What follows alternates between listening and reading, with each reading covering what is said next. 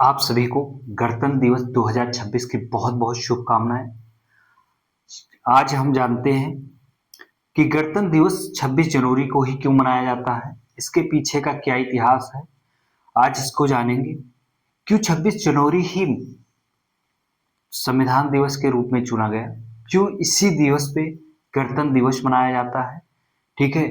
एक स्वतंत्र और लोकतांत्रिक देश के लिए, एक देश को सुचारू रूप से और व्यवस्थित रूप से चलाने के लिए एक ऐसे विधान की जरूरत थी, एक ऐसे कानून की जरूरत थी जिससे देश के हर अंतिम व्यक्ति तक हर एक सुविधाएं पहुंच सके, हर एक कल्याणकारी योजनाओं का लाभ पा सके और ऊपर से लेकर नीचे तक कोई व्यक्ति छूटने न पाए। उसके लिए एक विधान की जरूरत थी। उस विधान को संविधान कहा गया। जो विधान तैयार किया गया, बना करके कानून बना करके तैयार किया गया, उसका नाम, उस पुस्तक का नाम दिया गया संविधान।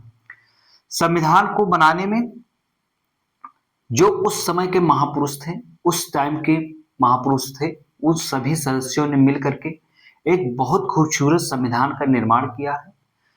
बहुत चीजें जो है वो स्वयं भारतीयों की है। बहुत चीजें जो है भारतीय संविधान में कई देशों से ली गई है, अडॉप्ट की गई है और इसमें निहित की गई है।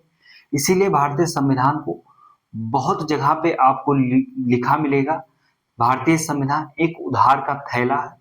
लेकिन ऐसा कुछ नहीं है।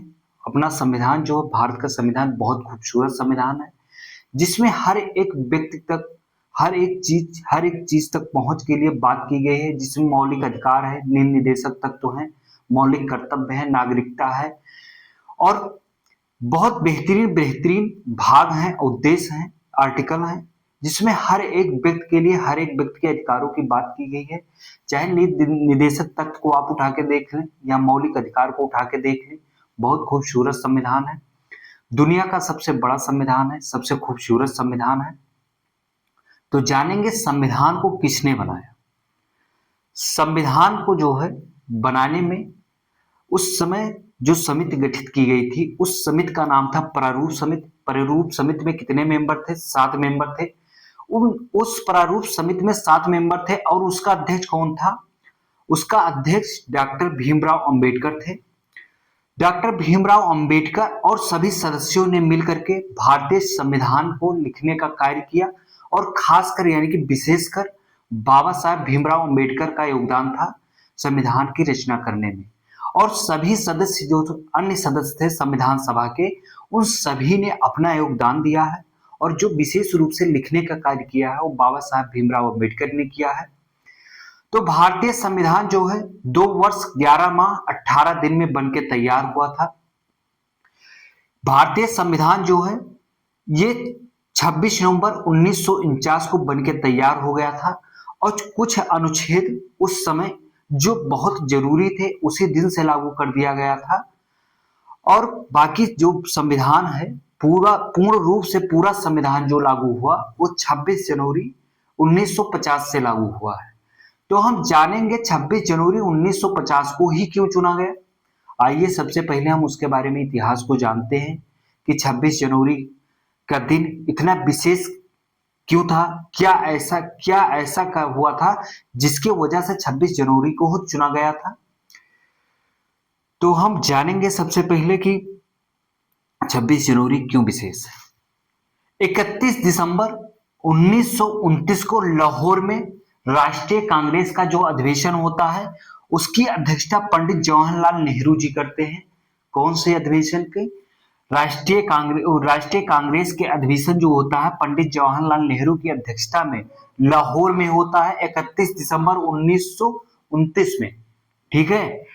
और फिर इसी दिवस के मध्य रात्रि में, ठीक है, इसी दिवस के मध्य रात्रि में यह निर्णय लिया जाता है पंडित जवाहरलाल नेहरू द्वारा कि 26 जनवरी का जो दिवस होगा, 26 जनवरी से पूर्ण रूप से स्वतंत्रता दिवस मनाया जाएगा पूरे भारत में।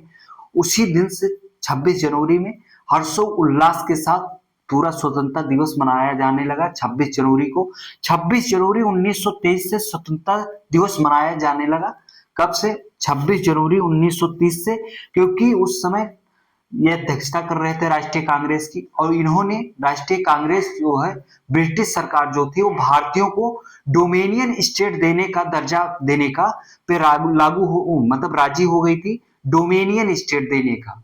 यानी कि भारत को तो हम आजाद कर देंगे, लेकिन भारत का जो रक्षा विभाग है वो हमारे अधीन रहेगा, और भारत सरकार कोई भी निर्णय लेगी तो हमारे ब्रिटिश क्राउन से पूछ के तब निर्णय लेगी।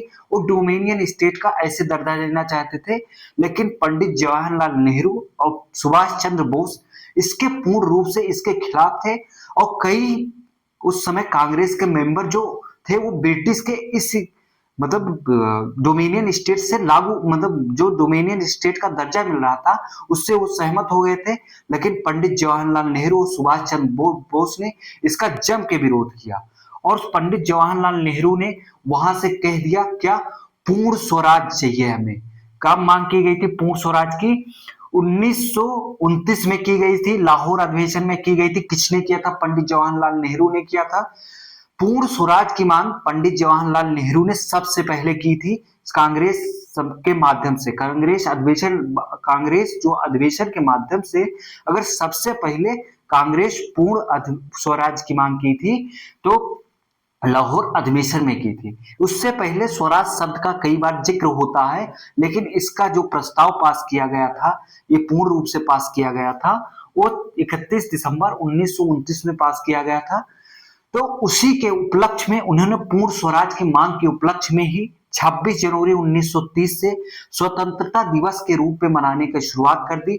और उसी वर्ष से 1930 से 26 जनवरी 1930 से पूरे देश में हर्षोल्लास के साथ स्वतंत्रता दिवस मनाया जाने लगा। लेकिन आजादी वहां पे भारतीयों को नहीं मिली, वहां पे सफलता नहीं मिली, वहां पे वो लोग सफल नहीं हो पाए। और आजादी की जंग लड़ते हुए और आजादी की लड़ाई लड़ते हुए कई लोग शहीद हो गए, और जो लोग थे वो आजादी की लगातार लड़ाई लड़ते हुए और अंततः 15 अगस्त 1947 को भारत को आजाद करवाते हैं। स्वच्छ वायु में सांस लेते हैं। उस दिन स्वतंत्र भारत भारतीयों का हो जाता है। उस दिन से ब्रिटिश क्राउन का कोई अधिकार नहीं रह जाता। पूर्ण रूप से 15 अगस्त 1947 से भारत का हो जाता है। तो भारत जो आजाद हुआ 15 अगस्त 1947 को हुआ। उस दिन से हम 15 अगस्त 1947 से स्वतंत्रता दिवस के रूप में मनाने लगे। लेकिन 26 जनवरी को पंडित जवाहरलाल नेहरू जी नहीं भूले क्योंकि ये बहुत स्पेशल डे था। हम पूरे भारतीय इसी दिवस पे स्वतंत्रता दिवस मना रहे थे। तो जब पूर्ण रूप से संविधान बनकर तैयार हो गया 26 नवंबर 1949 को, तो उसमें से कुछ जो जरूरी चीजें थी, जरूरी आर्टिकल यानी कि अनुच्छेद थे, उसको लागू कर दिया गया 26 नवंबर 1949 से ही। बाकी पूर्ण रूप से जो संविधान लागू हुआ वो 26 जनवरी, यहीं से इसी दिन को पंडित जवाहरलाल नेहरू ने ध्यान में रखते हुए 26 जनवरी को संविधान लागू किया, पूर्ण रूप से संविधान लागू किया। और इस दिवस को गणतंत्र दिवस के रूप में मनाया जाने लगा। गणतंत्र दिवस के शुभ अवसर पर भारत के राष्ट्रपति प्रथम राष्ट्रपति डॉक्टर राजेंद्र प्रसाद ने राष्ट्रपति बनते हैं और पूर्ण रूप से भारतीय संविधान को लागू कर देते हैं। और राष्ट्रपति, भारतीय राष्ट्रपति जो होते हैं, एक कर्तव्य पथ पे 26 जनवरी को ध्वजारोहण करते हैं। यहाँ पे तीनों सेनाएं अपना प्रदर्शन परेड करती हैं, अपना प्रदर्शन दिखाती हैं कि हमारी सेना में कितनी ताकत है, उसको प्रदर्शित करती हैं। और प्रत्येक राज्य जो राज्य भागीदारी करता है अपना, वो अपनी झांकी निकालता है, अपनी संस्कृति को वहां पे प्रदर्शित करता है। जो वहां की विशेष संस्कृति होती है उसको, जो कर्तव्य पथ मार्ग है उसी पे प्रदर्शित दिखाया जाता है। और लोग, जो भारतीय जनता वो देखने जाती है। और जो राष्ट्रपति हैं, भारत के राष्ट्रपति हैं, वहां पे ध्वजारोहण करते हैं।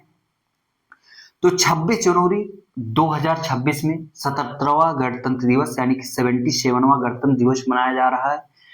इस गणतंत्र दिवस के अवसर पे जो गणतंत्र दिवस मनाया जाता है, प्रथम गणतंत्र दिवस के अवसर से ही हमारे देश में परंपरा चली आ रही है कि किसी देश के व्यक्ति को मुख्य अतिथि के रूप में न्योता दिया जाता है और वो आता है, और जो मुख्य अतिथि होता है वो परेड को देखता है और राष्ट्रपति के साथ पूरा परेड देखता है। और मुख्य अतिथि के रूप में वो भारत के गणतंत्र दिवस में सम्मिलित होता है। तो 26 जनवरी 2026 में मुख्य अतिथि कौन थे? यूरोपीय परिषद के अध्यक्ष एंटोनियो कोस्टा थे और यूरोपीय आयोग के अध्यक्ष उर्सुला वॉन डेर लेन है।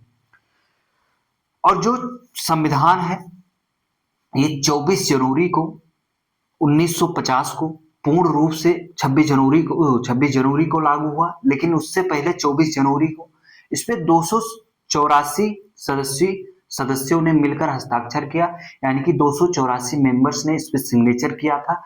उसके बाद ये 2 प्रति में है, दोनों प्रतियों पे लोगों ने हस्ताक्षर किया था और उसी दिन से 26 नवंबर से पूर्ण रूप से संविधान लागू हो गया, जो इतना खूबसूरत संविधान है कि पूर्ण रूप से हर एक व्यक्तियों का अधिकारों का ध्यान रखते हुए और पूरे देश पे पूर्ण रूप से लागू किया गया। लेकिन हम अब एक सवाल हम अपने तरफ से करते हैं आप लोगों से, आजादी का हम 77वां गणतंत्र दिवस मना रहे हैं, लेकिन जिस तरीके से जितने दिन आजाद हुए हो गया हम लोगों का, उस तरीके से क्या भारत देश किस प्रगति पे, किस राह पे, कहां पे कितना पहुंचा है, उसका पूर्ण रूप से जिक्र आप लोग जरूर करिएगा। ये आप लोगों के ऊपर छोड़ दे रहे हैं, आप लोग पूरा कुछ जरूर बताना इसके बारे में, 26 जनवरी के बारे में। और 77 साल हो गए गणतंत्र दिवस मनाते हुए, आजादी के 77 साल हो गए। तो भारत इस 77 साल में कितना प्रगति किया है, भारत में क्या सुधार हुआ है, क्या चीजों का अभाव रहा है, किन चीजों की वजह से पीछे हुए हैं या किन चीजों में भारत बहुत आगे चला गया है, ये पूर्ण रूप से आप सभी लोग जरूर बताना। अब चलते हैं, फिर नेक्स्ट क्लास मिलेंगे। धन्यवाद, जय।